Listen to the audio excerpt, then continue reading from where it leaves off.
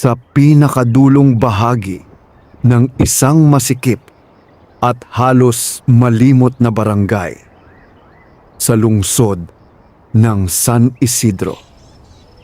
Nakatayo ang isang barong-barong na yari sa pinagtagpi-tagping yero, lumang kahoy at tarp na kupas na sa init ng araw. Tuwing madaling araw, bago pa sumikat ang araw at bago pa gumising ang karamihan sa mga kapitbahay, dalawang anino na ang gumagalaw sa loob ng maliit na tahanang iyon. Sina Ernesto at Mateo. Magkapatid sila, parehong maagang namulat sa hirap ng buhay. Parehong natutong magbanat ng buto sa murang edad. At parehong umaasa na balang araw ay hindi na nila kailangang maghanap ng makakain sa tambak ng basura. Si Ernesto ang panganay. 28 ang edad, payat ngunit matipuno. May matang laging tila nagbabantay sa mundo. Sanay sa panghuhusga at pag-iingat. Siya ang nagsilbing ama at ina kay Mateo matapos pumanaw ang kanilang mga magulang dahil sa sakit na hindi man lamang naipagamot ng maayos. Tahimik siya, bihirang magreklamo at mas inuuna ang kapatid kaysa sa sarili. Si Mateo naman ay 22. Mas magaan ang loob, mas madaling ngumiti, at may kakaibang pag-asa sa mga mata kahit paulit-ulit silang tinatalo ng buhay. Siya ang mas madalas mangarap. Naniniwala siyang hindi man sila ngayon mapalad, may darating ding araw na babaliktad ang takbo ng kapalaran. Tuwing alas 4 ng umaga, bitbit ang 2 sako at isang kalawangin ngunit matibay na kariton. Nilalakad nila ang mahabang daan patungo sa palengke, sa likod ng mga mall, at sa gilid ng mga subdivision kung saan itinatambak ang mga basura. Doon sila naghahanap ng bote, lata, karton, at anumang maaaring ibenta sa junk shop. Hindi madali ang kanilang gawain. Kailangang maaga upang maunahan ang ibang nangangalakal. Kailangang matalas ang mata upang makilala ang may halaga sa wala. Kailangang matibay ang sikmura sa amoy ng nabubulok na pagkain at maruming bagay na itinatapon ng mga taong hindi man lang nag-iisip kung saan iyon dadalhin ng hangin. Sa bawat paghila ng kariton, tila hinahatak din nila ang bigat ng kanilang kapalaran. Isang umaga, habang naglalakad sila sa gilid ng isang lumang subdibisyong halos hindi na pinapasok ng mga tao, napansin ni Mateo ang isang malawak na lote na napapalibutan ng mga matandang puno ng balete. Hindi iyon karaniwang dinaraanan nila, ngunit dahil sa balitang may malaking pagtitipon doon noong nakaraang gabi, nagbakasakali silang baka may maraming basurang maiiwan. "Kuya, dun tayo sa may balete," sabi ni Mateo habang tinuturo ang madilim na bahagi ng lote. Tiningnan iyon ni Ernesto. Bahagyang kumunot ang kanyang noo. Walang masyadong dumadaan doon. Baka wala ring laman. "Subukan lang natin. Sayang kung may mapulot tayo." Saglit na nag-isip si Ernesto. Saka tumango. "Sige, pero bilisan natin." Habang papalapit sila, tila unti-unting lumalamig ang hangin. Kahit umaga na, tila hindi ganap na tinatabla ng liwanag ang ilalim ng mga balete. May mga ugat na nakabitin. Tila mga kamay na naghihintay ng hahawak. Tahimik ang paligid. Walang ingay ng mga ibon.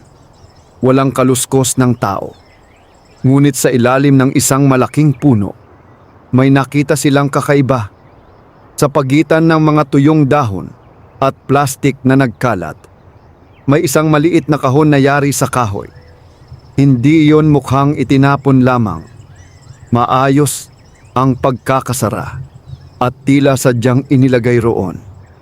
Lumapit si Mateo at dahan-dahang pinunasan ang alikabok sa ibabaw nito. "Kuya, tingnan mo ito." Lumapit si Ernesto. "Huwag mong basta-basta hawakan. Baka may ari pa." Wala namang tao. Sa kabila ng pag-aalinlangan, yumuko si Ernesto at sinuri ang kahon. May ukit iyon sa ibabaw. Mga simbolong hindi niya maunawaan.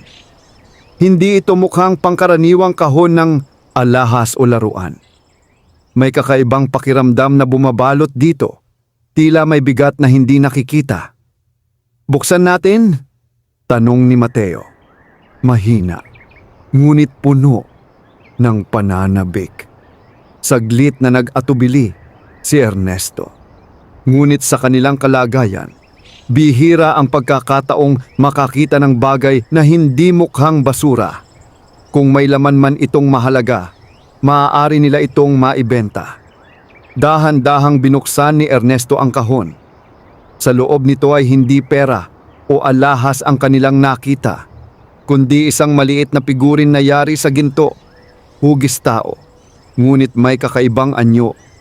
Maliit ang katawan, matulis ang mga tenga, at may nakangiting mukha na tila may lihim na alam. Napatingin ang magkapatid sa isa't isa. "Duwende?" bulong ni Mateo. Hindi agad sumagot si Ernesto. Hindi siya basta naniniwala sa mga ganoong bagay. Ngunit sa ilalim ng balete, hawak ang isang figuring tila kumikislap kahit walang direktang sikat ng araw. Mahirap hindi maalala ang mga kwento ng matatanda. Mga kwento tungkol sa mga nilalang na naninirahan sa ilalim ng lupa, nagbabantay ng kayamanan, at nagbibigay o kumukuha ng kapalaran ng tao. Baka koleksyon lang ng kung sino, sabi ni Ernesto. Pilit pinapakalma ang sarili. "Pwede nating itong dalhin sa junk shop. Baka may halaga." Ngunit nang iaangat na niya ang figurin, biglang umihip ang malamig na hangin.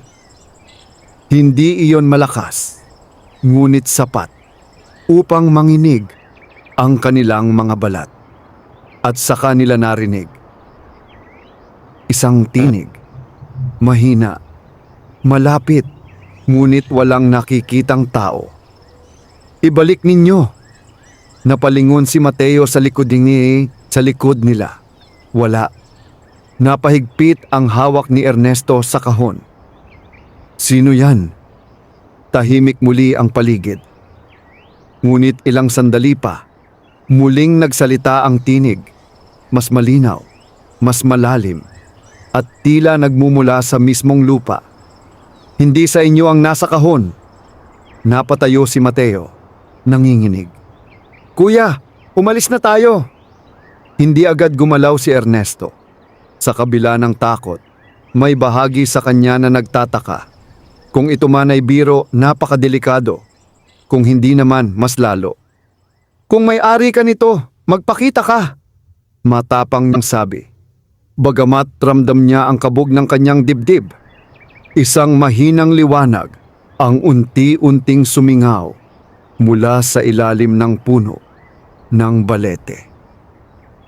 Mula sa anino ng mga ugat, may isang maliit na anyong umusbong. Hindi ito mas mataas sa tuhod ng tao.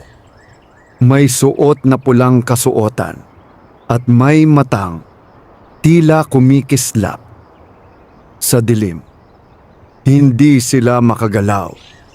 Ang nilalang ay tumingin sa kanila nang walang galit, ngunit may bigat ang kanyang titig. Hindi lahat ng napupulot ay dapat angkinin, wika nito. Napayuko si Mateo. Hindi po namin alam.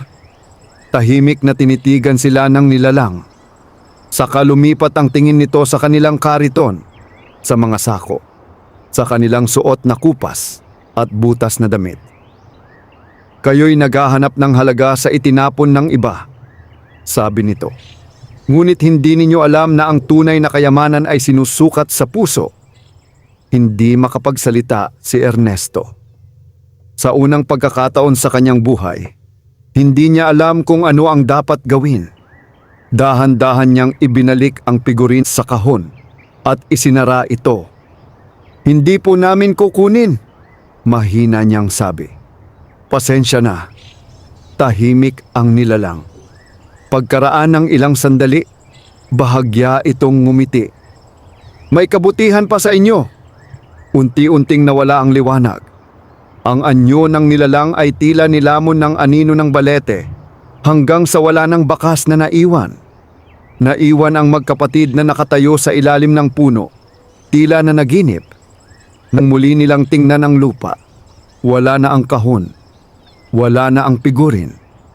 Tanging ang malamig na hangin at ang tahimik na paligid ang kanilang kasama. Hindi na sila nagsalita habang papalayo. Tahimik nilang hinila ang kariton pabalik sa kalsada. Ngunit sa bawat hakbang, may kakaibang pakiramdam na bumabalot sa kanila. Hindi takot, kundi isang uri ng paghihintay. Hindi nila alam na ang araw na iyon ang simula ng pagbabagong magpapalit sa kanilang kapalaran. Sa unang pagkakataon, may isang nilalang na hindi tao ang nakakita sa kanilang puso. At hindi nito iyon malilimutan. Kinabukasan, matapos ang kanilang karanasan sa ilalim ng balete, tila mas mabigat ang katahimikan sa pagitan nina Ernesto at Mateo. Hindi nila iyon napag-usapan ng buo. Wari bang natatakot silang kapag binigkas nila ang nangyari? Maglalaho ang alaala o kaya'y tuluyang maging totoo ang kanilang kinatatakutan. Ngunit hindi nila maikakaila, may kakaiba. Habang papalakad sila papunta sa palengke, napansin ni Mateo na mas magaan ang kanilang kariton. Kahit halos wala pa silang nakukuhang laman, hindi ito kasing bigat tulad ng dati. Inisip niyang marahil ay dala lamang iyon ng maagang pahinga o ng maayos na tulog. Bagaman alam niyang hindi rin naman sila nakatulog ng maayos kagabi. Pagdating nila sa likod ng palengke, naabutan nila ang isang tambak ng karton at plastik na tila sariwa pa. Bihirang mangyari iyon. Karaniwan, ubos na ang mahahalagang bagay bago pa sila dumating. Ang aga natin ngayon, sabi ni Ernesto. Kahit alam niyang hindi naman sila mas maaga kaysa sa nakasanayan. Tahimik silang nagtrabaho. Mabilis ang kanilang kamay. Masinsin ang paghihiwalay ng bote, lata at karton. Sa loob lamang ng isang oras, napuno agad ang 2 sako. Isang bagay na dati inaabot ng kalahating araw. Hindi sila nag-usap tungkol dito, ngunit parehong may bumubulong na tanong sa kanilang isipan. Nang dalhin nila ang mga nakuha sa junk shop ni Mang Rodel, agad silang sinalubong ng matandang may-ari. Hoy Ernesto! Mateo! Ang dami niya na! Puna nito habang tinataya ang timbang ng kanilang mga dala. Masusing pinanood ni Ernesto ang timbangan. Sanay siya sa mga numero. Sanay din siya sa mga pagkakataong tila nababawasan ang halaga ng kanilang pinaghirapan dahil sa maliit na daya. Ngunit nang sabihin ni Mang Rodel ang kabuuang timbang at halaga, hindi agad nakapagsalita si Ernesto. 2,300, sabi ng matanda habang inaabot ang pera. 2,000? Ulit ni Mateo. Halos hindi makapaniwala. Bakit? Kulang ba? Swerte ninyo ngayon. Mataas ang bili sa karton at lata. Tinanggap ni Ernesto ang pera. Hindi siya agad nakangiti. Mas sanay siya sa pagkabigo kaysa sa biglaang biyaya. Habang naglalakad pa uwi, Mahigpit ang hawak niya sa perang nasa bulsa. Hindi iyon ang pinakamalaking kinita nila sa buong buhay. Ngunit sa isang umaga lamang. Hindi iyon pangkaraniwan. Kuya, maingat na sabi ni Mateo. Naaalala mo yung sinabi niya? Hindi na kailangang tukuyin kung sino ang niya. Hindi agad sumagot si Ernesto. Ngunit malinaw sa kanyang alaala ang mga salitang binitiwan sa ilalim ng balete. May kabutihan pa sa inyo. Hindi ibig sabihin nun may mangyayari, sagot niya. Bagaman hindi tiyak ang tono. Pagdating nila sa kanilang barong-barong, sinalubong sila ng matandang kapitbahay na si Aling Cora. Naku, Ernesto, Mateo, mabutit nakita ko kayo, sabi nito, halatang may hinahanap. Ano po yun, Aling Cora? Magalang na tanong ni Mateo. May natira akong bigas kagabi. Baka gusto ninyong kunin, sobra kasi ang naluto. Nagkatinginan ang magkapatid. Bihira silang alukin ng pagkain. Kadalasan, sila pa ang nagbibigay ng tulong sa abot ng kanilang makakaya, pagbubuhat, pag-aayos o pag-aalaga ng apo ng kapitbahay. Salamat po, sabi ni Ernesto, habang tinatanggap nila ang maliit na supot ng bigas. May kakaibang init sa dibdib ni Mateo. Hindi ito simpleng swerte. Parang may kamay na unti-unting nagtutulak sa mga bagay upang umayon sa kanila. Kinagabihan, matapos ang simpleng hapunan, naupo si Ernesto sa labas ng kanilang bahay. Tahimik ang paligid. Maririnig ang malalayong tunog ng sasakyan at mahinang usapan ng mga kapitbahay. Lumapit si Mateo at umupo sa tabi niya. Kuya, mahina niyang sabi, kung sakaling totoo, kung sakaling binigyan tayo ng pagkakataon, ano ang una mong gagawin? Napatingin si Ernesto sa madilim na kalangitan. Matagal siyang hindi sumagot. Babayaran ko ang utang ni nanay sa tindahan noon, sagot niya sa wakas. Kahit wala na siya, ayoko may nagsasabing may naiwan siyang hindi nabayaran. Napalunok si Mateo. Ako, gusto kong pag-aralin ulit ang sarili ko. Tahimik silang nagmuni. Sa ilalim ng kanilang mga paa, sa kailaliman ng lupa, may isang nilalang na nakamasid. Hindi ito nakikita ng mata ng tao, ngunit ramdam nito ang tibok ng kanilang mga puso.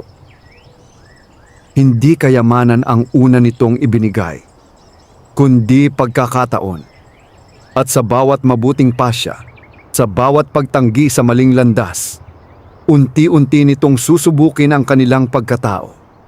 Sapagkat ang tunay na biyaya ay hindi lamang nasusukat sa dami ng pera. Ito'y nasusukat sa kung paano hinahawakan ng tao ang kapangyarihang hindi niya pinaghirapan. At hindi pa nagsisimula ang tunay na pagsubok. Lumipas ang ilang araw na tila mas magaan ang bawat hakbang nina Ernesto at Mateo. Hindi naging himala ang kanilang buhay sa isang iglap. Hindi sila agad nagising na may kayamanang nakalatag sa kanilang harapan. Subalit may mga maliliit na pangyayaring patuloy na umayon sa kanila. Tila may banayad na kamay na nagtutuwid ng landas na kanilang tinatahak. Mas madalas silang makahanap ng mahahalagang recyclable. Mas bihira ang pangaagaw ng ibang mga ngalakal. Minsan pa nga, isang may-ari ng maliit na tindahan ang nagbigay sa kanila ng sirang estante na maaari pa nilang ibenta bilang bakal. Ngunit kasabay ng biyaya ay ang pagdami ng matang nakapansin. Isang umaga, habang nasa junk shop sila, napansin ni Ernesto ang malamig na titig ni Lando, isa ring basurero na matagal na nilang kakilala. Hindi ito masamang tao, ngunit kilala sa pagiging mapag-inggit kapag may umaangat. Parang araw-araw yata jackpot kayo, sabi ni Lando. habang nakasandal sa pader. Nakapamulsa ang kamay. "Tiyaga lang," maikling sagot ni Ernesto. "Tiyaga?" Bahagyang ngumisi si Lando. "Pare-pareho lang naman tayo ng ruta." Hindi na nakipagtalo si Ernesto.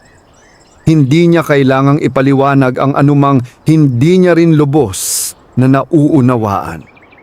Paglabas nila ng junk shop, sumabay si Lando sa kanilang paglalakad. "May sikreto ba?" tanong nito, tila biro ngunit may laman. "Wala," sagot ni Mateo, pilit na ngumiti. Tumigil si Lando at tumitig sa kanila. "Kung may nakuha kayong kakaiba, dapat hati-hati. Hindi maganda ang magdamot." Hindi nagsalita si Ernesto. Ngunit sa loob niya may biglang bumigat, hindi dahil sa takot kay Lando, kundi dahil sa posibilidad na ang kanilang biyaya ay maging sanhi ng alitan. Kinagabihan, habang nagpapahinga sila sa loob ng kanilang barong-barong, inilabas ni Ernesto ang perang naipon nila sa loob ng ilang araw. Hindi pa ito malaking halaga, ngunit mas mabilis ang pagdami kaysa dati. "Kuya," sabi ni Mateo, "baka pwede na tayong bumili ng mas maayos na kariton. Mas mabilis tayong makakakuha ng mas marami." Tiningnan niya ang kapatid. "Pwede, pero hindi muna." "Bakit?" "Hindi ko pa alam kung hanggang kailan ito." Nauunawaan ni Mateo ang ibig sabihin. Hindi nila alam kung pansamantala lamang ang swerte o simula na ng mas malaki.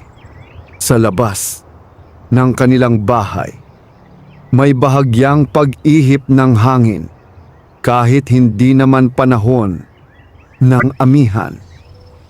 May malamig na pakiramdam na gumapang sa sahig, paakyat sa dingding, hanggang sa marating ang kanilang munting hapag.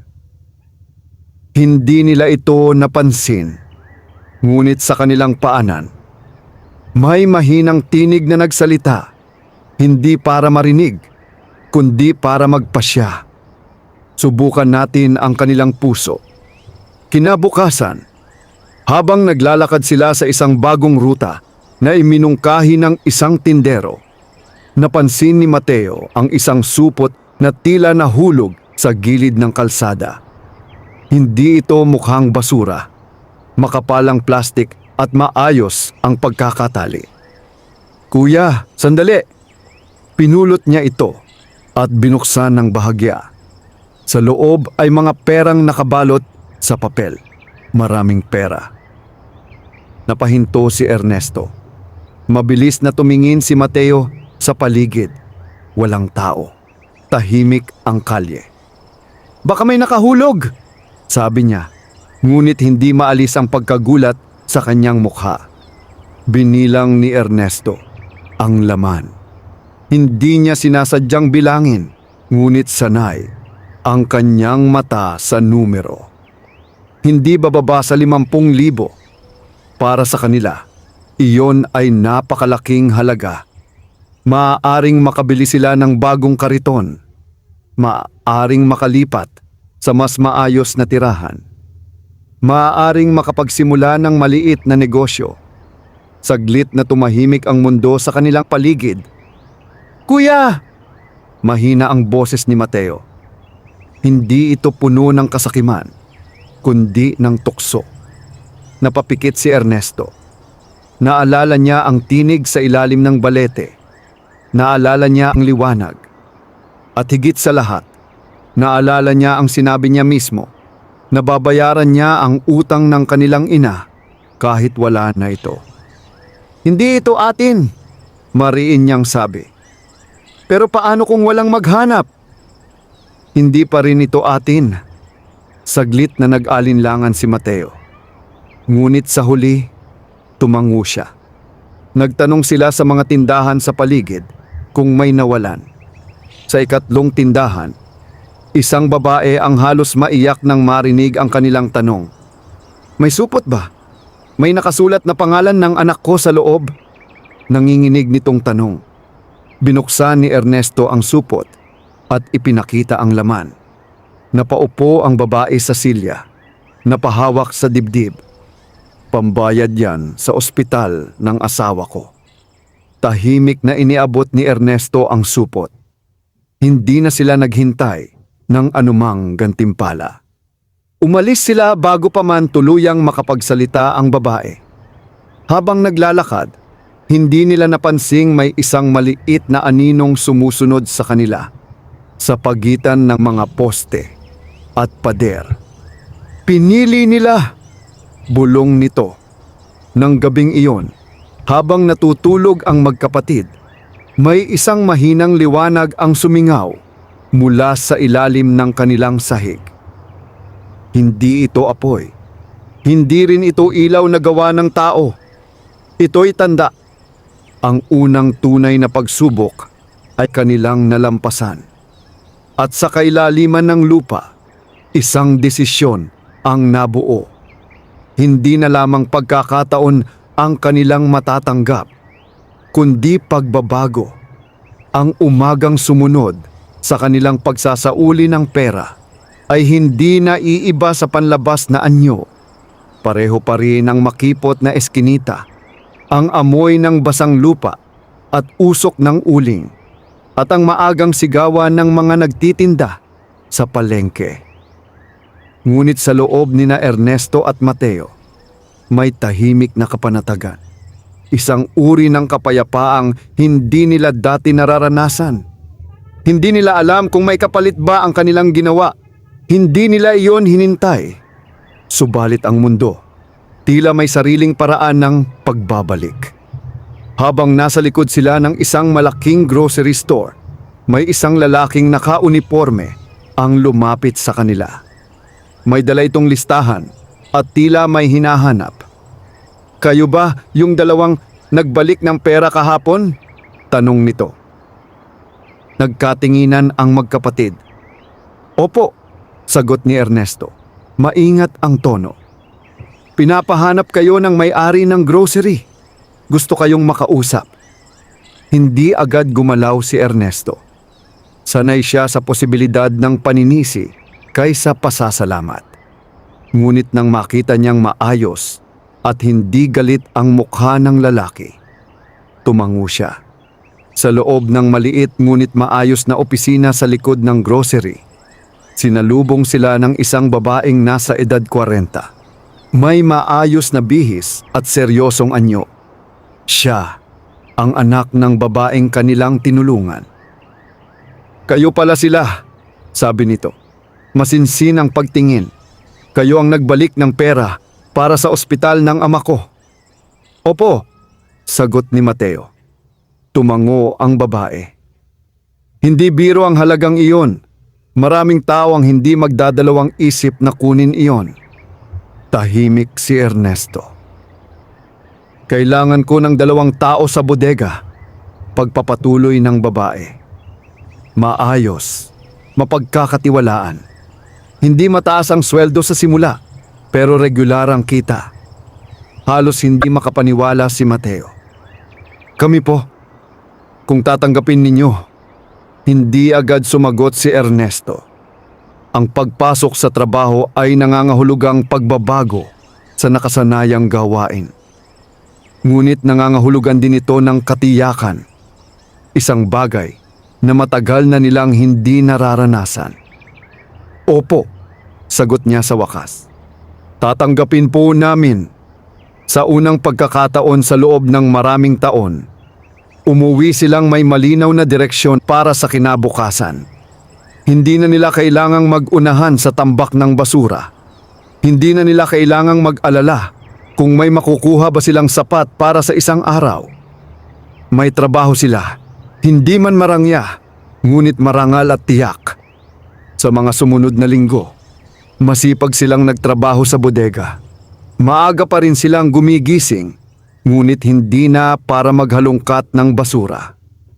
Nag-aayos sila ng kahon, nagbubuhat ng sako ng bigas, at nag-iimbentaryo ng paninda. Napansin ng may-ari ang kanilang sipag at katahimikan. Hindi sila pala absent. Hindi sila pala reklamo. At sa bawat gabi na sila'y natutulog, may isang banayad na presensyang nagbabantay sa kanilang tahanan. Hindi ito nagpapakita, hindi ito nagsasalita, ngunit unti-unti, ang kanilang barong-barong ay tila nagiging mas matibay. Ang sirang bubong na dati pinapasok ng ulan ay hindi na gaanong tumutulo. Ang lumang ilaw na madalas pumundi ay hindi na basta namamatay. Minsan, napansin ni Mateo na ang maliit na alkansya nilang lata ay tila mas mabigat kaysa sa inaasahan batay sa kanilang iniipon. "Kuya," sabi niya isang gabi, "parang mas mabilis dumami ang pera natin." Tiningnan ni Ernesto ang alkansiya. Hindi siya agad nagsalita. "Hindi natin alam kung bakit," sagot niya sa huli. "Pero huwag tayong magbago." Hindi nila namamalayang sa kailaliman ng lupa, sa ilalim ng mga pundasyon ng kanilang bahay, may isang maliit na sisidlan na unti-unting napupuno ng liwanag. Ang nilalang na minsang nagpakita sa ilalim ng balete ay hindi basta nagbibigay ng kayamanan. Hindi ito basta naghahagis ng ginto sa kamay ng tao. Pinag-aaralan nito ang tibok ng puso, tinitimbang ang bawat pasya. At ngayon malinaw na sa kanya ang isang bagay. Ang magkapatid ay hindi naghahangad ng yaman para sa kapangyarihan. Nais nila ito para sa dignidad. Isang gabi, habang mahimbing ang kanilang tulog, nanaginip si Ernesto. Nakita niya ang balete, ang parehong puno, ang parehong anino. Sa ilalim nito, muling lumitaw ang maliit na nilalang. Ngunit ngayon, hindi ito nagtatago sa anino. Ang kabutihan ay may bunga, wika nito sa kanyang panaginip. Ngunit ang bunga ay may kasamang pananagutan. Hindi nakapagsalita si Ernesto sa panaginip. Ngunit naramdaman niya ang bigat ng mga salitang iyon. Malapit na ang mas malaking pagsubok. Pagkagising niya, malamig ang kanyang noo at mabigat ang kanyang dibdib. Hindi niya agad sinabi kay Mateo ang kanyang napanaginipan. Sa labas, tila karaniwang araw lamang. Ngunit sa daloy ng kapalaran, nagsisimula ng gumalaw ang mas malalaking puwersa. Sapagkat ang pag-angat ay hindi lamang sukat ng kita. Ito rin ay simula ng pagtingin ng mundo sa iyo, ng mga mata na may paghanga at ng mga matang may inggit. At sa bawat pagtaas, may mas malakas na hangin na maaaring sumubok, magpabagsak. Sa paglipas ng mga buwan, unti-unting nagbago ang takbo ng buhay ni na Ernesto at Mateo. Hindi man marangya, naging maayos ang kanilang pamumuhay. Nakapagpalit sila ng bubong na yero na hindi na kinakalawang, nakabili ng maayos na higaan, at nakapag-ipon ng sapat upang makapag-enroll si Mateo sa night class para sa kursong bookkeeping sa isang pampublikong paaralan. Hindi nila ipinagyabang ang kanilang pag-angat. Tahimik lamang silang namuhay tulad ng dati. Ngunit ang pagbabago, gaano man kaliit, ay hindi kailanman lubos na natatago sa mata ng komunidad. Sa barangay, nagsimulang umikot ang mga bulong. Parang biglang sinuwerte ang magkapatid. May nakita raw na kung ano sa ilalim ng balete. May nagsabing may nakaalitang duwende. Hindi malinaw kung saan nagmula ang mga kwento. Ngunit sa isang lugar kung saan ang kahirapan ay karaniwan at ang pag-angat ay bihira, madaling maging paksa ang sinumang umaangat. Isang hapon, habang pauwi si Ernesto mula sa trabaho, nadatnan niyang may nagkumpol-kumpol na mga lalaki sa tapat ng kanilang bahay. Kabilang doon si Lando. Tahimik ang kanyang paglapit. "Anong meron?" tanong niya. Napatingin si Lando, may bahid ng pilit ng ngiti sa labi. Wala naman. Pinag-uusapan lang namin kung paano kayo biglang umasenso. Hindi sumagot si Ernesto. Bodega lang talaga ang trabaho ninyo? Dagdag pa ng isa sa mga lalaki. Oo, maikli niyang tugon. May sandaling katahimikan, ngunit ang katahimikang iyon ay hindi payapa. Ito'y puno ng hinala. Alam mo Ernesto, sabi ni Lando, mas mababa ang boses. May nagsasabing may nakuha kayong kakaiba sa ilalim ng balete noon. Naramdaman ni Ernesto ang bahagyang paninigas ng kanyang batok. Hindi niya alam kung paano nakarating ang balitang iyon sa iba. Maraming kwento sa barangay, sagot niya. Hindi lahat totoo. Kung may alam kayo, patuloy ni Lando, mas mabuti sigurong ibahagi. Hindi maganda ang nagtatago. Hindi ito tahasang banta, ngunit malinaw ang pahiwatig. Nang makaalis ang mga lalaki, pumasok si Ernesto sa loob ng bahay. Naroon si Mateo, nag-aaral sa ilalim ng mahinang ilaw. Kuya, anong sabi nila? Tanong nito, halatang narinig ang usapan. Wala, usapan lang. Ngunit alam ni Ernesto na hindi iyon basta usapan. Kinagabihan, habang tahimik ang paligid, may kakaibang pakiramdam ang bumalot sa kanilang tahanan. Hindi ito ang banayad na presensyang dati tila nagbabantay sa kanila.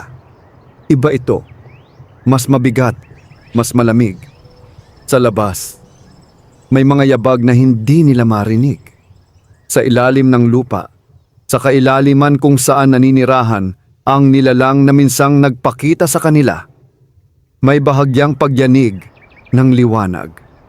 Hindi ito galit, ngunit ito'y babala.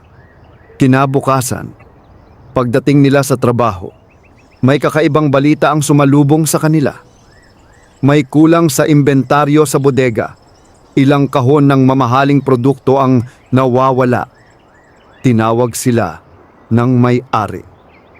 Walang ibang may access sa bodega kundi kayo at 2 regular na empleyado. Seryosong sabi nito. Tahimik si Ernesto.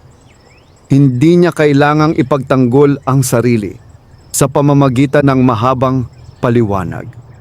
Hindi kami kumuha. Malinaw niyang sagot. Alam niyang sapat na ang kanyang reputasyon upang maniwala ang may-ari.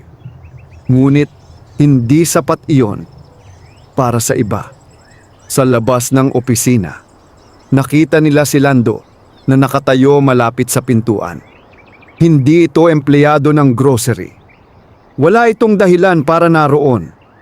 Nagtagpo ang kanilang mga mata. May bahagyang ngiti sa labi ni Lando. Isang ngiting hindi maipaliwanag. Nang matapos ang investigasyon sa loob ng araw na iyon, natuklasang hindi sila ang may sala. Isa sa 2 regular na empleyado ang napatunayang sangkot. Ngunit sa barangay, hindi agad nawawala ang duda. May ilang kapitbahay na naging malamig ang pakikitungo. May mga batang hindi na gaanong lumalapit sa kanilang bahay. At may mga matang sumusunod sa kanila tuwing sila'y dumaraan. Isang gabi, muling nanaginip si Ernesto. Nasa ilalim siya ng balete. Sa pagkakataong ito, hindi lamang ang maliit na duwende ang naroon. Sa paligid ay may iba pang anino. Hindi malinaw ang anyo, ngunit ramdamang bigat ng kanilang presensya. Ang yaman ay hindi lamang ginto, wika ng duwende. Ito rin ay inggit, hinala at tukso. Ano ang dapat naming gawin? Tanong ni Ernesto sa panaginip. Manatiling totoo. Pagkagising niya, malinaw sa kanya ang isang bagay. Ang pag-angat ay hindi lamang biyaya. Ito'y pagsubok na mas mahirap kaysa sa kahirapan. Sapagkat habang sila'y umaangat, may mga taong hihila pababa. Hindi dahil masama sila, kundi dahil nasanay sila sa paniniwalang walang dapat mauna. Ngunit sa kabila ng anino ng inggit, hindi pa rin nawawala ang liwanag na unti-unting lumalawak sa kanilang kapalaran. Ang tanong lamang ay kung hanggang saan nila kayang dalhin ang kabutihan sa gitna ng pagdududa at paninira, at sa kailaliman ng lupa, ang sisidlan ng liwanag ay halos mapuno na. Kapag iyon ay umapaw, hindi na maliit na biyaya ang kanilang matatanggap, kundi isang pagbabagong hindi na maitatago ng kahit anong anino. Hindi nagbago ang pasya ni na Ernesto at Mateo sa kabila ng mga bulong-bulungan sa barangay. Mas pinili nilang tahimik na magpatuloy kaysa patulan ang bawat sulyap at usap-usapan. Para kay Ernesto, ang dangal ay hindi ipinaglalaban sa salita, kundi pinatutunayan sa gawa. Para naman kay Mateo, ang pag-asa ay hindi dapat patayin ng inggit ng iba.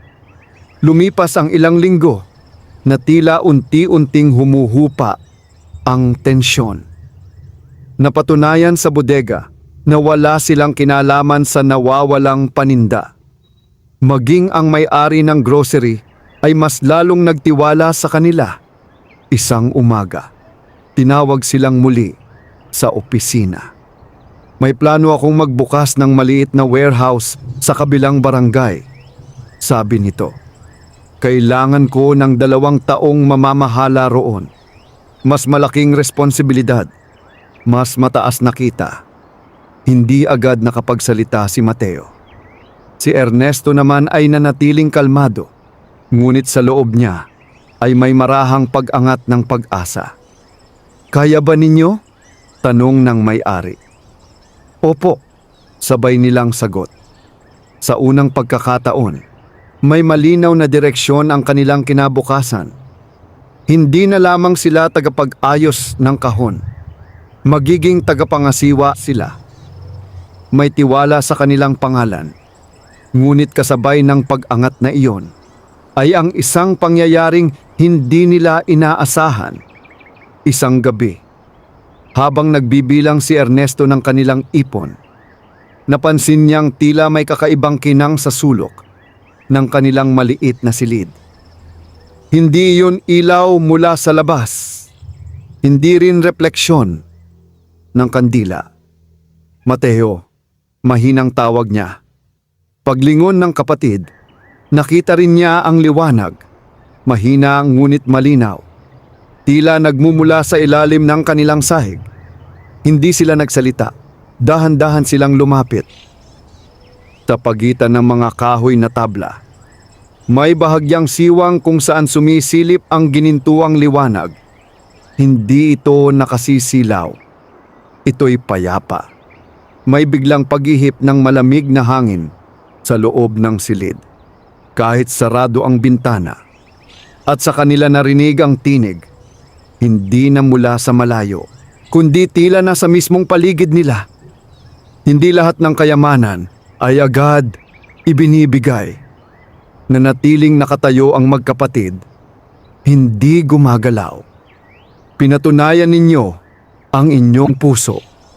Unti-unting lumakas ang liwanag. Ang sahig na kahoy ay tila naging malinaw sa kanilang paningin. At sa ilalim nito ay nakita nila ang isang maliit na sisidlang yari sa luwad. Sa loob nito ay hindi ginto, kundi tila mga patak ng liwanag na gumagalaw, parang buhay. Ano ito? Mahina ang tanong ni Mateo. Bunga ng inyong mga pasya, sagot ng tinig. Mula sa siwang ng sahig, unti-unting umusbong ang maliit na anyo ng duwende. Ang parehong nilalang na nakita nila sa ilalim ng balete. Ngayon, mas malinaw ang kanyang mukha. Hindi ito nakakatakot. May katahimikan sa kanyang anyo at isang karunungang hindi masusukat ng taon. Ang yaman na hinahangad ng tao ay madalas nasusukat sa salapi, wika nito. Ngunit ang tunay na yaman ay tiwala, dangal, at pagkakataon. Hindi nakapagsalita si Ernesto. Ngunit sa kanyang dibdib, may kakaibang gaan. Hindi ko kayo bibigyan ng kayamanang magpapabago ng inyong puso. Patuloy ng duwende. Ibibigay ko sa inyo ang kayamanang magpapalawak ng inyong kakayahan. Sa sandaling iyon, ang liwanag sa sisidlan ay unti-unting umangat at tila pumasok sa kanilang dibdib. Hindi ito masakit, hindi ito mainit. Ito'y parang paghinga ng sariwang hangin matapos ang mahabang pagod. Naramdaman ni Ernesto ang isang malinaw na pag-iisip. Parang mas mabilis niyang nauunawaan ang mga bagay.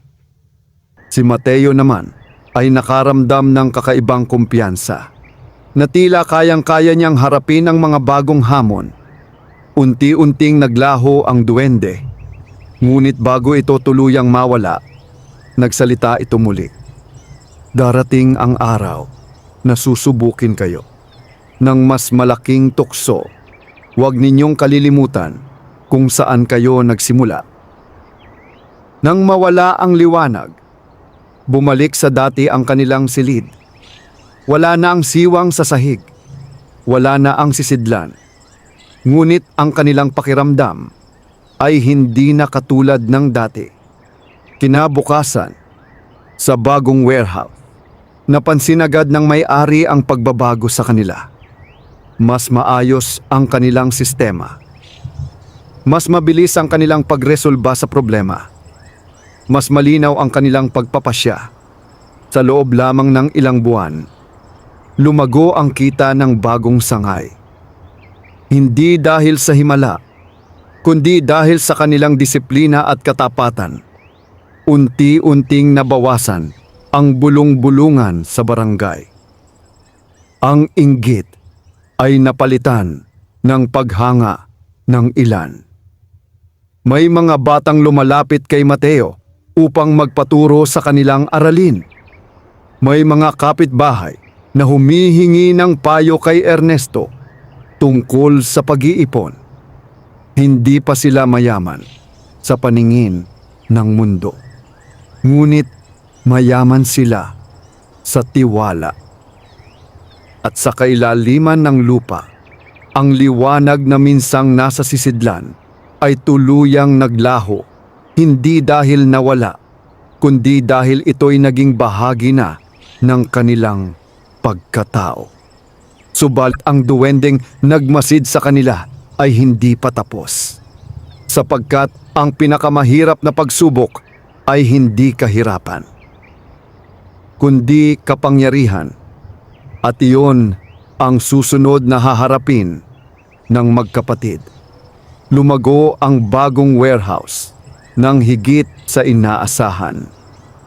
Sa loob lamang ng isang taon, ang maliit na sangay na ipinagkatiwala kina Ernesto at Mateo ay naging pangunahing tagapagsuplay ng ilang tindahan sa kalapit na barangay. Maayos ang talata, ang talaan, disiplinado ang sistema, at malinaw ang pamamahala. Hindi nila inangkin ang tagumpay. Sa tuwing may pumupuri, pareho nilang sinasabi na trabaho lamang nila iyon. Ngunit ang reputasyon ay may sariling buhay. Unti-unting naging kilala ang kanilang pangalan bilang mga taong mapagkakatiwalaan. Isang hapon, habang sinusuri ni Ernesto ang listahan ng mga papasok na produkto, may isang lalaking nakasuot ng mamahaling polo ang pumasok sa opisina. Hindi ito pamilyar sa kanila. "Ernesto?" tanong nito. "Opo," sagot niya. "Ako si Victor Salcedo. May negosyo ako ng wholesale distribution. Narinig ko ang tungkol sa inyo."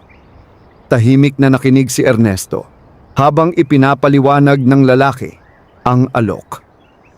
May plano itong palawakin ang negosyo sa lungsod at kailangan niya ng taong hahawak sa operasyon. Malaki ang kikitain, higit pa sa kasalukuyan nilang sweldo. Hindi lang ito trabaho, dagdag ni Victor. Kung papayag kayo, magiging partner ko kayo. Napatingin si Mateo sa kapatid. Partner. Ang salitang iyon ay may bigat.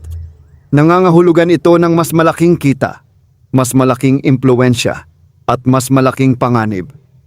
Ano po ang kapalit? Maingat na tanong ni Ernesto. Ngumiti si Victor. Wala namang libre sa mundo. Kailangan lang ng kaunting pag-aayos ng papeles. May ilang transaksyon na hindi kailangang malaman ng lahat. Tahimik ang silid. Alam ni Ernesto ang ibig sabihin. Hindi ito direktang ilegal, ngunit may bahid ng panlilinlang, pagmamaniobra ng talaan, pag-iwas sa buwis, paglalagay ng produktong hindi rehistrado sa merkado. Malaki ang kikitain ninyo, patuloy ni Victor. Sa loob ng 1 taon, makakabili kayo ng sariling bahay. Hindi na kayo magrerenta sa barong-barong. Naramdaman ni Mateo ang bahagyang pagbilis ng tibok ng kanyang puso. 1 taon lamang.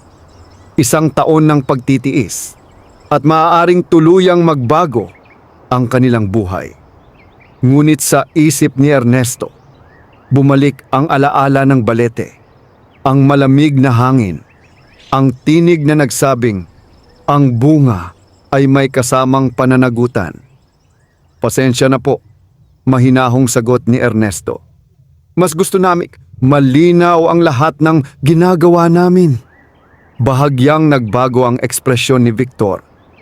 Sayang, hindi lahat binibigyan ng ganitong pagkakataon. Alam po namin, sagot ni Mateo. Ngayon ay matatag na ang tinig. Nang makaalis ang lalaki, matagal na nanatiling tahimik ang magkapatid. Kuya! Sabi ni Mateo. Kung tinanggap natin yon, baka mabilis tayong yumaman. Oo, tugon ni Ernesto. Pero hindi sigurado kung hanggang kailan. Hindi na nila pinag-usapan pa. Ngunit sa gabing iyon, muling nagpakita sa panaginip ni Mateo ang balete. Sa ilalim nito, nakatayo ang duwende. Sa paligid ay may 2 landas. Isa'y maliwanag ngunit makitid. Ang isa'y malawak ngunit natatakpan ng manipis na usok. Ang mabilis na yaman ay parang apoy, wika ng nilalang. Mainit sa simula ngunit madaling makasunog. Hanggang kailan po kami susubukin? Tanong ni Mateo. Hanggang sa ang kabutihan ay hindi na ninyo kailangang pag-isipan. Pagkagising niya, payapa ang kanyang loob. Sa mga sumunod na araw, may balitang kumalat sa lungsod. Nasangkot sa investigasyon ang ilang negosyong may kinalaman sa ilegal na distribusyon. Isa sa mga pangalang nabanggit ay kay Victor Salcedo. Hindi na nila ito kinailangan pang pag-usapan. Sa warehouse, mas lalo silang naging maingat sa bawat transaksyon. Mas pinaigting nila ang sistema ng talaan. Mas naging bukas sila sa kanilang mga tauhan. Unti-unting hindi lamang kita ang kanilang napalago, kundi tiwala ng komunidad. May mga maliliit na negosyanteng lumalapit upang humingi ng payo kung paano maging maayos ang pamamalakad. May mga kabataang nagtatanong kung paano magsimula sa maliit na kapital. Hindi pa rin sila mayaman sa sukat ng malalaking bahay at sasakyan. Ngunit nagsisimula na silang maging haligi ng iba. Sa kailaliman ng lupa, sa ilalim ng dating balete, may isang mahinang liwanag ang muling sumiklab. Hindi dahil sa pagsubok, kundi dahil sa pagpili. Pinili nilang maging tapat kahit may pagkakataong yumaman ng mabilis. At sa bawat pagpili, ang biyayang nakalaan para sa kanila ay mas lalong lumalalim. Hindi lamang sa bulsa, kundi sa pangalan. Ngunit ang kapangyarihang darating ay hindi na lamang tungkol sa pera. Ito ay tungkol sa impluwensya. At kapag ang impluwensya ay ginamit ng mali, mas marami ang nadadamay. Ang susunod na yugto ng kanilang pag-angat ay hindi na pribadong usapin. Ito'y magiging usapin ng buong komunidad.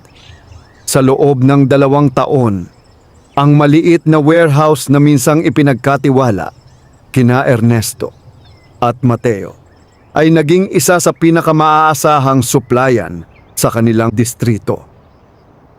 Hindi ito pinakamalaki.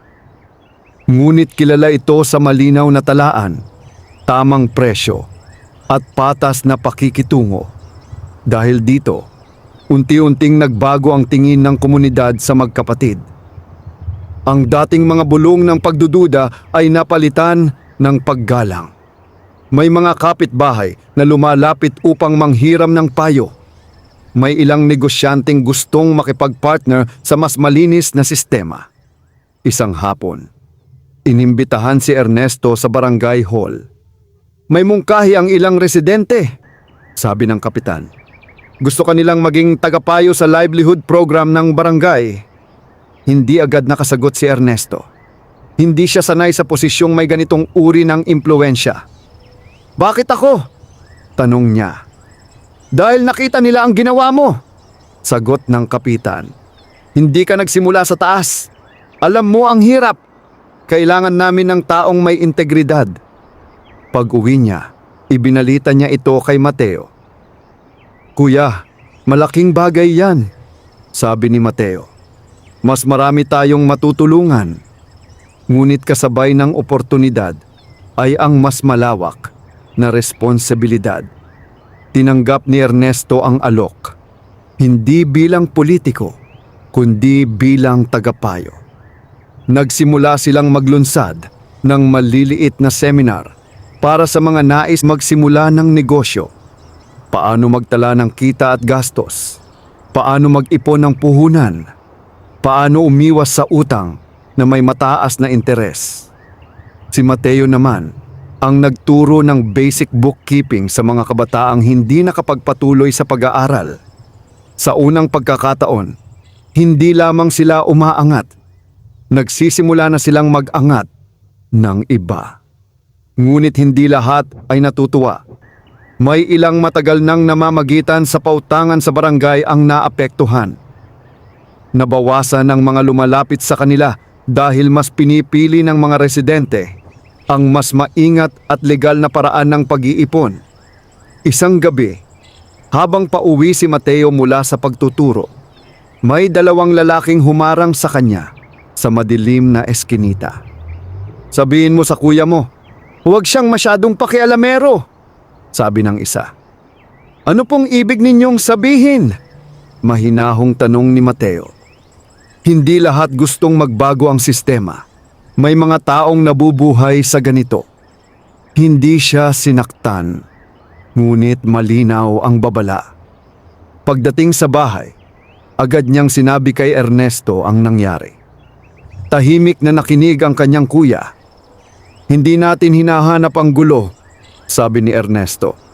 Pero kung tama ang ginagawa natin, hindi tayo dapat umatras. Kinagabihan, muling naramdaman nila ang malamig na hangin na matagal na nilang hindi nadama. Sa sulok ng kanilang silid, may bahagyang liwanag na sumiklab, mas mahinang kaysa dati, ngunit sapat upang mapansin. At naroon muli ang tinig. Ang impluwensya ay parang apoy, wika nito. Maaari itong magbigay init o maaari itong magsunog. Hindi na sila nagulat sa presensya. Hindi na sila natatakot. Ano ang dapat naming gawin? Tanong ni Ernesto. Gamitin ninyo ito hindi para sa kapangyarihan, kundi para sa kapakanan. Unti-unting naglaho ang liwanag. Sa mga sumunod na linggo, mas naging maingat sila sa bawat hakbang. Hindi sila pumasok sa alitan. Sa halip, inimbitahan nila maging ang mga nagpapautang sa barangay sa isang pulong upang pag-usapan kung paano magiging patas ang sistema para sa lahat. Hindi lahat ay pumayag, ngunit may ilan na nakinig. Sa pagdaan ng panahon, nabawasan ang tensyon. Ang dating banta ay napalitan ng pag-uusap. Hindi man nila nabago ang lahat, nakapaglatag sila ng simula. Unti-unting lumawak ang saklaw ng kanilang impluwensya, hindi dahil sa takot, kundi dahil sa tiwala. At sa kailaliman ng lupa, ang duwending nagmasid ay tahimik na nagmuni. Hindi na lamang kabutihan ang kanilang ipinapakita. Natuto na silang humawak ng kapangyarihan nang hindi ito hinahayaang humawak sa kanila. Ngunit ang pinakamahirap na pagsubok ay hindi pa dumarating, sapagkat ang susunod na hamon ay hindi manggagaling sa labas. Ito'y manggagaling sa loob, sa puso mismo ng magkapatid.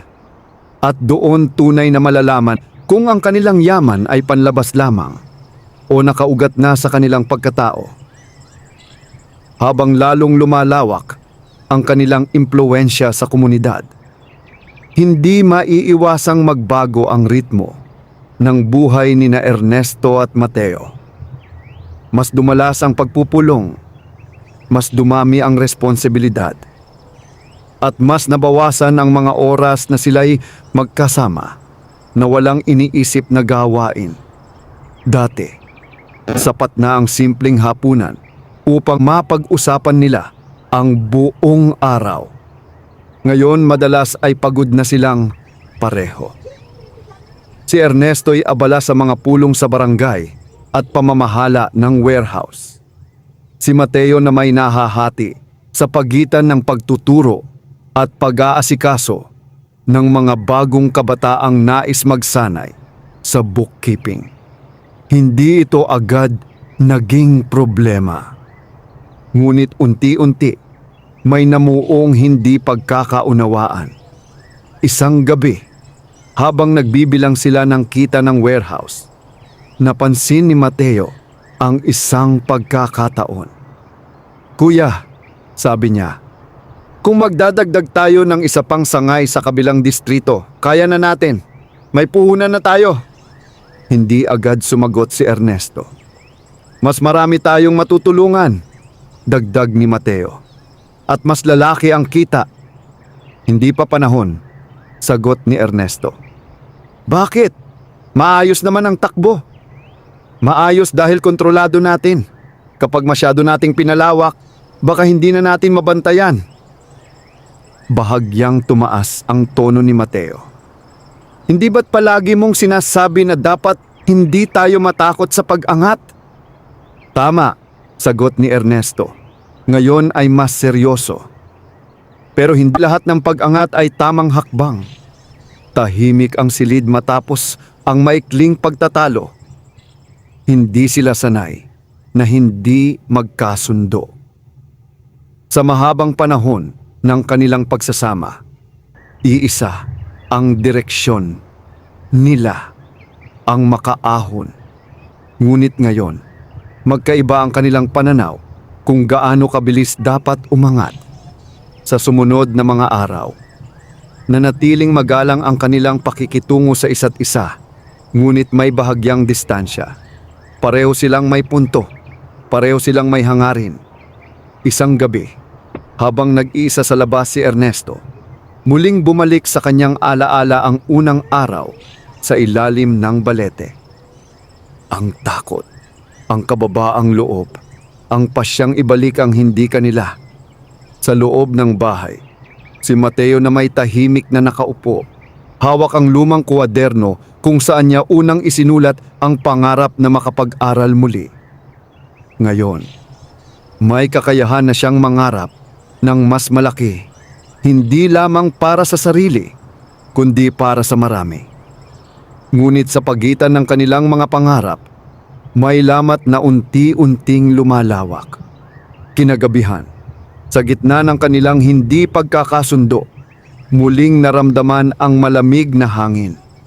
Sa pagkakataong ito, hindi ito mula sa ilalim ng sahig. Tila nagmumula ito sa pagitan nila. At narinig nila ang tinig. Mas mababa, mas malinaw. Ang pinakamahirap na pagsubok ay hindi ang tukso ng pera, wika nito, kundi ang tukso ng pagiging tama. Nagkatinginan ang magkapatid. Unti-unting lumitaw ang anyo ng duwende sa gitna ng silid. Hindi ito nagdala ng liwanag. Hindi ito nagdala ng biyaya. Tayong dalawa ang nagsimula nito, sabi ni Mateo, bahagyang may emosyon sa tinig. At kayong dalawa ang maaaring magwasak nito, sagot ng nilalang. Tahimik si Ernesto. Ang yaman ay lumalago kapag may pagkakaisa, patuloy ng duwende. Ngunit humihina kapag pinangungunahan ng pagmamataas. Hindi kami nagmamataas, mariing sabi ni Ernesto. Hindi pa, tugon ng nilalang. Ngunit ang lamat ay nagsisimula sa maliit.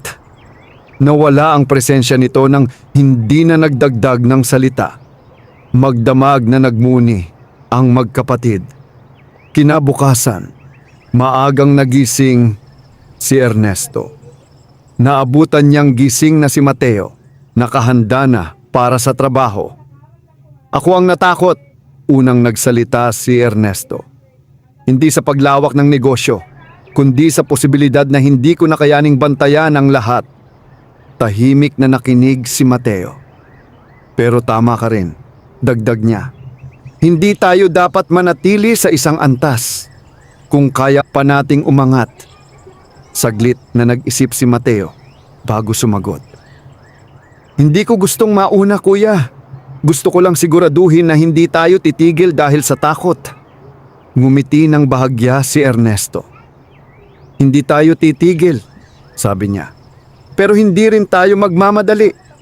Sa unang pagkakataon matapos ang ilang araw, gumaan ang kanilang loob. Nagpasya silang pag-aralan muna ang pagpapalawak, hindi padalos-dalos, hindi batay sa emosyon, kundi sa maingat na paghahanda. Sa kailaliman ng lupa, muling sumiklab ang banayad na liwanag. Ang pinakamalaking biyaya na naipagkaloob sa kanila ay hindi pera, hindi impluwensya, kundi ang kakayahang makinig sa isa't isa. At sa pagpapanumbalik ng kanilang pagkakaisa, naging mas matatag ang pundasyon ng kanilang pag-angat. Ngunit ang huling yugto ng kanilang paglalakbay ay malapit na. Sapagkat may isang katotohanang hindi pa nila lubos na nauunawaan. Ang biyaya ng duwende ay hindi walang hanggan. At darating ang araw na kailangan nilang tumayo ng walang gabay mula sa anino ng balete. Tahimik ang umaga nang maglakad sina Ernesto at Mateo patungo sa dating lote kung saan nakatayo ang matandang balete. Matagal na silang hindi bumabalik doon.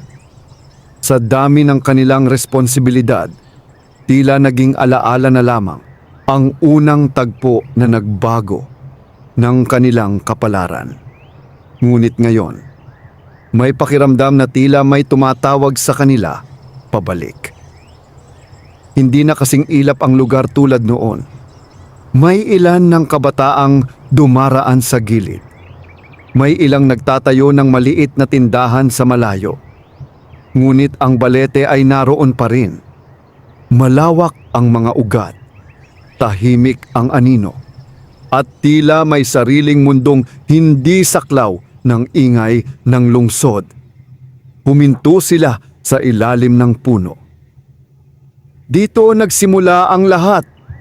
Mahina ang sabi ni Mateo. Tumango si Ernesto. Sa sandaling iyon, muling umihip ang malamig na hangin. Hindi ito nakakatakot. Ito'y pamilyar. Mula sa pagitan ng mga ugat, unti-unting lumitaw ang maliit na anyo ng duwende. Hindi na ito misteryoso sa kanilang paningin. Hindi na ito nilalang na kinatatakutan. Isa na itong bahagi ng kanilang kasaysayan. "Lumago na kayo," wika nito. "Dahil sa inyo," sagot ni Mateo. "Hindi," mahinahong tugon ng nilalang. "Dahil sa inyo." Tahimik ang paligid. Tila maging ang hangin ay nakikinig. "Binigyan ko kayo ng pagkakataon," patuloy ng duwende. "Ngunit kayo ang pumili sa bawat hakbang." Naalala nila ang pagsasauli ng pera, ang pagtanggi sa mabilis na yaman, ang pagharap sa inggit, ang pag-aayos ng lamat sa kanilang pagkakapatiran. "May isang bagay pa kayong dapat malaman," dagdag ng nilalang. Unti-unting lumiwanag ang paligid, hindi mula sa araw, kundi mula sa lupa mismo. Ang biyaya ay hindi habang buhay na inaabot. Dumarating ang sandaling kailangan ninyong tumayo ng walang gabay. Hindi sila nagulat. Sa puso nila, matagal na nilang naramdaman na ang presensyang gumabay sa kanila ay unti-unti nang humihina. "Huwag kayong matakot," sabi ng duwende. "Ang liwanag na ibinigay ko ay nasa inyo na." Saglit na nagkaroon ng katahimikan. "Ano po ang mangyayari ngayon?" tanong ni Ernesto. "Magpapatuloy ang inyong buhay. Tulad ng sa lahat. May tagumpay, may pagkakamali. Ngunit hindi na ninyo ako kakailanganin." May bahagyang kirot sa dibdib ni Mateo. Hindi dahil sa takot, kundi dahil sa pag-unawa na ang isang yugto ng kanilang buhay ay magtatapos. "Salamat," sabay nilang sabi. Ngumiti ang duwende, hindi mayabang, hindi misteryoso. Isang ngiti ng pagtupad sa tungkulin. Ang tunay na kayamanan, wika nito sa huling pagkakataon, ay hindi ang yaman na ibinibigay, kundi ang yaman na ipinapasa. Unti-unti itong naglaho sa liwanag, hanggang sa tanging anino na lamang ng balete ang natira. Tahimik na tumayo ang magkapatid sa ilalim ng puno. Walang himala na naganap sa sandaling iyon. Walang ginto na umapaw mula sa lupa. Walang kayamanang nahulog mula sa langit. Ngunit sa kanilang dibdib, may malinaw na katiyakan. Makalipas ang ilang taon, ang kanilang maliit na negosyo ay naging isang matatag na kumpanya sa lungsod. Nakapagpatayo sila ng disenteng bahay para sa kanilang sarili at para sa ilang kamag-anak. Nakapagbigay sila ng scholarship sa mga kabataang gustong mag-aral. Nakapagtatag sila ng kooperatiba sa barangay upang tulungan ang maliliit na negosyante. Hindi nila kailanman ipinagmalaki ang pinagmulan ng kanilang pag-angat. Hindi nila ikinuwento ang tungkol sa duwende maliban sa isa't isa. Sa tuwing may magtatanong kung paano sila yumaman, iisa ang kanilang sagot. "Nagsimula kami sa wala at pinili naming maging tapat." Sa paglipas ng panahon, ang balete ay tuluyang naputol upang bigyang daan ang isang bagong gusali. Ngunit sa ilalim ng konkretong pundasyon, may mga ugat na nanatiling nakabaon. Tahimik, hindi nakikita, ngunit bahagi ng lupa. Kaya ng biyayang minsang ipinagkaloob sa dalawang magkapatid na basurero. Hindi ito nawala. Ito'y naging bahagi ng kanilang pagkatao. At sa bawat taong kanilang natulungan, sa bawat kabataang nabigyan ng pagkakataon, sa bawat negosyong nagsimula ng marangal, doon tunay na nasukat ang kayamanang ibinigay sa kanila. Hindi sa dami ng kanilang naipon, kundi sa dami ng kanilang naiangat. Wakas.